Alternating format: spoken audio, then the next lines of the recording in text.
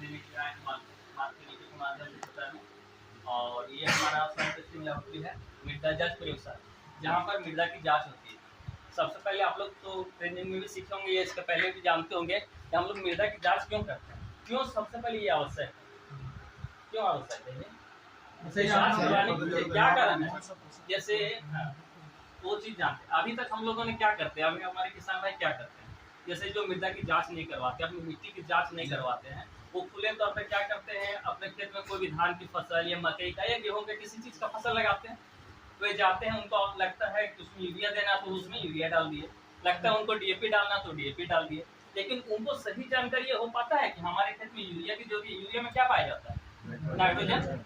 आपके खेत में नाइट्रोजन की कमी है कि नहीं है, ये कैसे आप जानेंगे, जब आप अपनी मिट्टी की जांच करवाएंगे।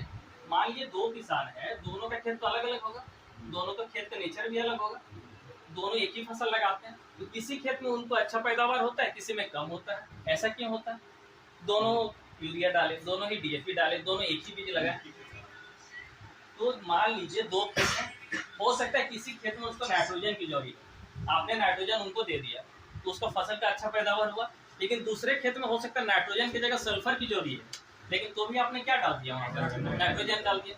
इससे दो चीज, या तो आपका पैदावार में कमी थी पहला, दूसरा आपका पैसे की भी बर्बाद हुई। यूरिया खाद खरीदते में तो पैसा तो लगता होगा ना, वो तो घर पे तो बनता नहीं है। तो उससे अच्छा है यदि हम अपनी मिट्टी की जांच करवा लें, उसको स्वास्थ्य के साथ अपने खेत की मिट्टी को अपने से भी इस मिट्टी को लेकर लैब में प्रयोगशाला तक पहुंचा सकते हैं। जो संबंधित सरकार की प्रयोगशालाएं हैं, झारखंड में अलग अलग जिला पर है, के में है, वहाँ पर आप अपनी मिट्टी को पहुंचा सकते हैं। इसलिए जांच करवाएं, जो बिल्कुल ही सरकार की तरफ से निःशुल्क है। क्लियर हो गया। अब हमें आया दूसरा प्रश्न कि हम अपनी मिट्टी को अपने खेत से कैसे लें। इसका भी तो एक तरीका होगा। यदि हम मिट्टी को सही तरीके से नहीं लेंगे तब तो जांच तो सही तरीके से नहीं हो पाएंगे। इसलिए सबसे पहला क्या चीज है, हमें अपनी को सही क्लास भी है, क्या बताइए कैसे लेते हैं। ये आकार के कितना गड्ढा करते हैं हम लोग, 6 इंच 15 सेंटीमीटर गड्ढा करते हैं। इसमें 3-4 चीजों को ध्यान रखिएगा। जिस जगह से आप मिट्टी को ले रहे हैं वो छायादार जगह नहीं होनी चाहिए, माने ऐसा जगह नहीं होना चाहिए कि कोई बड़ा सा वृक्ष है आपके खेत में, कोई बड़ा सा बरगद का आम का, उसके नीचे वाले मिट्टी को आपने ले लिया। यदि आप ऐसा करते हैं तो आपका जो रिजल्ट आएगा जांच का वो गलत हो जाएगा। अब कैसे ये गलत होगा बताइए। नहीं, और बताइए कारण। आप मान लीजिए किसी भी पेड़ के नीचे वाले जगह से आपने मिट्टी के यहाँ सैंपल कलेक्शन कर लिए, आप ये नहीं जानते कि पेड़ में पौधा जो होता है सड़क ऊपर से गिरता है नीचे की ओर, जमीन में गिरता है, वहीं उसका सड़न होता है और वो कहाँ रह जाता है, उसी जमीन पर। जब हम उस जगह से मिट्टी को उठाएंगे, कलेक्ट करेंगे, तो वो जगह में नाइट्रोजन की मात्रा तो अधिक हो ही जाएगी ना, आपको तो रिजल्ट तो सही नहीं आ पाए।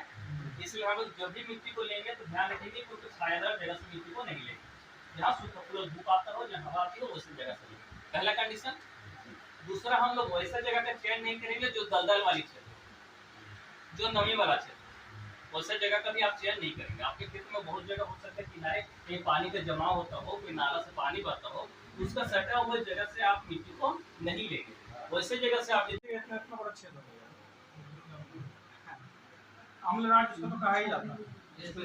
इसको मशीन से डाला जाता है, इसी को शीशा में है और उसको हम लोग हाथ से हैंड से कोई यूज नहीं करते हैं, दूसरा में मिलाते हैं इसको से। हाँ, तो मशीन में डाला, उसी से डायरेक्ट मेजर, उसमें मेजरिंग सिलेंडर लगा हुआ है, देखिए ऊपर में जितना 2 ml मिलाना है ना, उसी से मेजर करके उसी से हम लोग पुश करेंगे, उसी से 2 ml डायरेक्ट इसी में आ जाएगा। इसी में 2 ml आ जाएगा।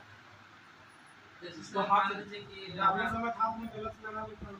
हाँ, S2SO को ऑपरेट करने से आपको मास्क भी पहनना होगा।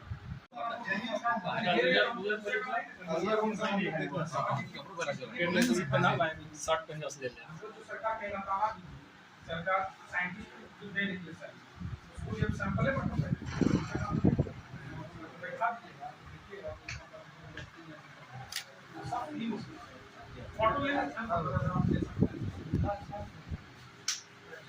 यही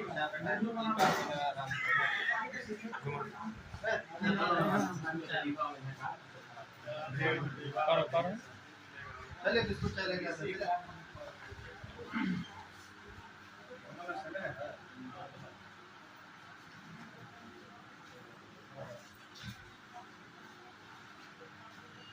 सबे बना लिए ना।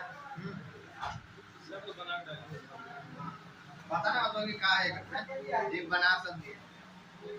गाली दी है बना के। कैमरामैन कहाँ है? हाँ काका उधर दीजिए। सब ले लिए हैं। वहाँ पे चल रहा है। उन्हें जाके ना